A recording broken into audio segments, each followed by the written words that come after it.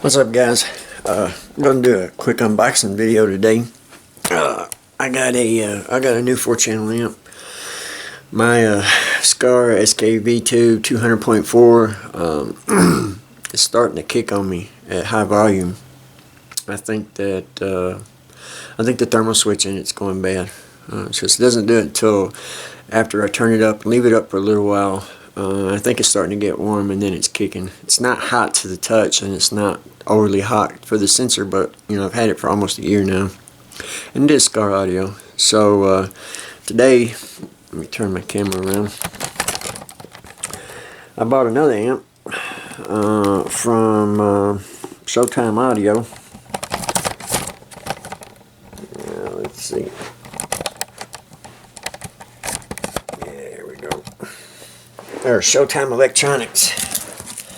I bought an Orion XTR2500.4, which is probably a little bigger than I needed, but it'll give me a little overhead. I've been saving up to upgrade my substage, but I haven't been able to come up with what I want just yet, and this happened. So I was able to purchase this amp with no issues. Okay. So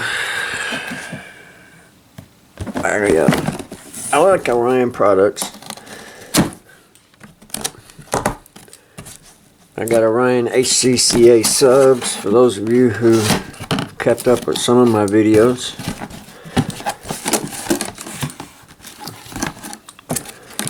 I have a Orion 2500.1 DZ. I have Orion 15-inch sub. I had Orion door speakers, but they died on me. Okay, so this birth date was 9th month 2016. It makes 625 watts at 2 ohms is the rated power. The actual power at 12.6 volts is 683 watts per channel, so at 2 ohms, which is fairly powerful. I have a 390 alternator and it puts out about 15.1. We got 14.8 under load, so we should see a little bit more than 683 watts. We'll probably see closer to 700 watts at full power, which is way more than my Scar Audio PAX 6.5s can handle. We will definitely have to set the game down on this. So we got our amp. We got another Orion 3.5mm style remote plastic. Not a fan of that. We got Allen wrenches, some screws for the amp, sticker, owner's manual, and that be it in the box.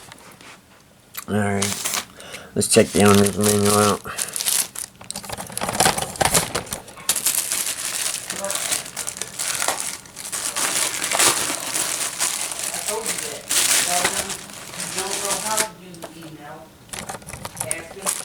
Alright.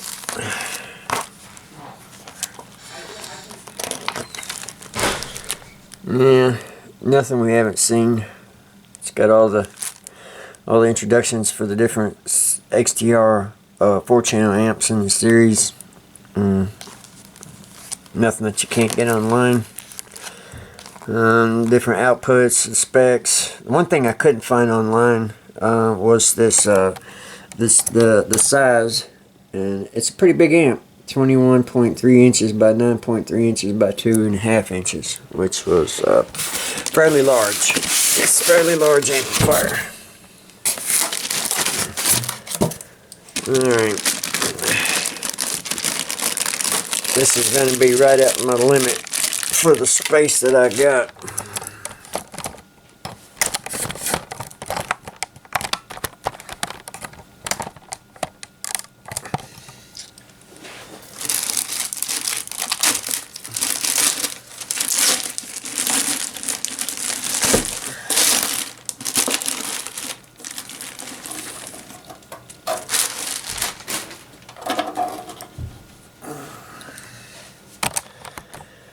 First, that is a heavy amp. That is huge. Of course, it's 4-channel. So we got Tiffany style RCA connectors, which is good. We got a multiplier for the channels. We got a crossover switch for high, low, and full. So if you run active, you can on channels 1 and 2 and channels 3 and 4. Same scenario, same setup. So there's really nothing that you can't do with this amplifier. If you want to run the front stage active or the rear stage active, whatever you want to do with it, run crossovers, run full, you can use this amp to do anything. So that's good. That's good. All right.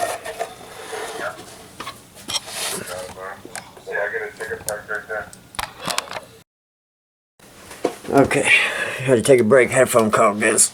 All right. So it looks like we got one inputs. That's good. It's that 8 gauge or 10 gauge. What is that? 10 gauge.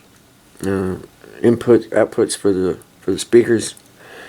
It looks like you can bridge these channels. Looks like you can do a 2-channel, 3-channel, or 4-channel mode. Although I don't remember seeing a selector switch for that specifically. No, there's no specific selector switch for the different channels. So I guess you'll just have to set your crossovers in order to run it like that, which is easily done. It's much easier to do if you've got a crossover calibrator, SMD CC1, which I have. And it's got plastic end caps, just like the regular XTR series. This is an AB amplifier, and probably the reason why it's so big, which they're not as efficient as a Class D amplifier, which I'm not thrilled about. But I thought I'd try it out. Most people say that AB amplifiers are better sound quality. So, I mean, the sound quality of my Class D amplifiers never suffered, at least wise not to my hearing. It might be measurable to some extent, you know, with some digital RTA or something like that. That's possible, but to my hearing, there's no change. I can't tell no difference. Of course, I've never ran an AB amplifier, so I'll soon know. But what I did want to do is I wanted to compare this amplifier to the 2500 DZ, just to get a comparison, and just to show you the size difference. So it's almost twice the size, very nearly twice the size.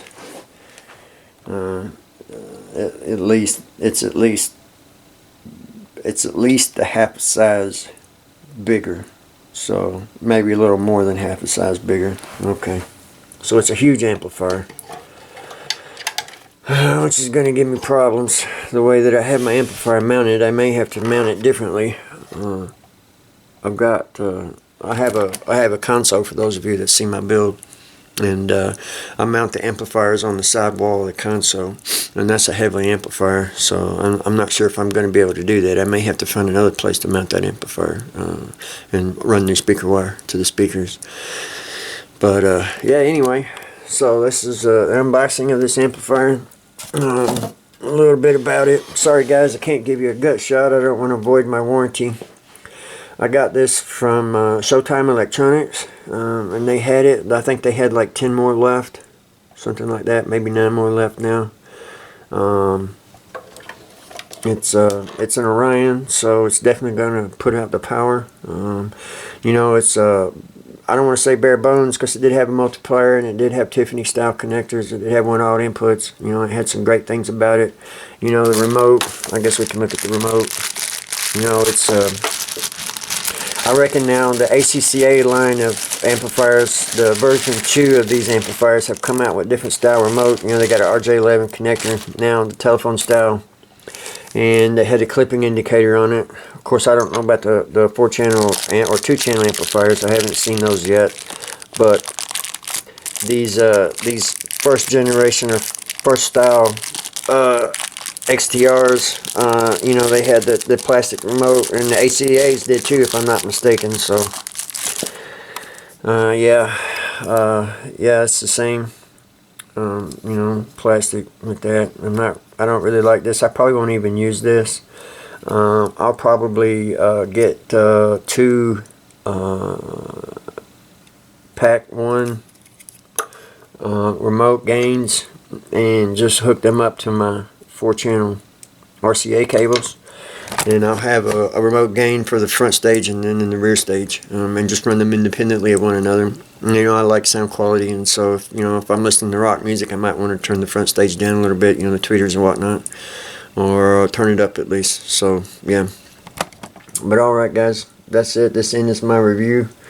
I hope some of y'all find it helpful. If you're thinking about purchasing this amplifier, using it in one of your builds, again, it is an Orion, so it's definitely going to put out the power. Alright guys, till the next video. Later.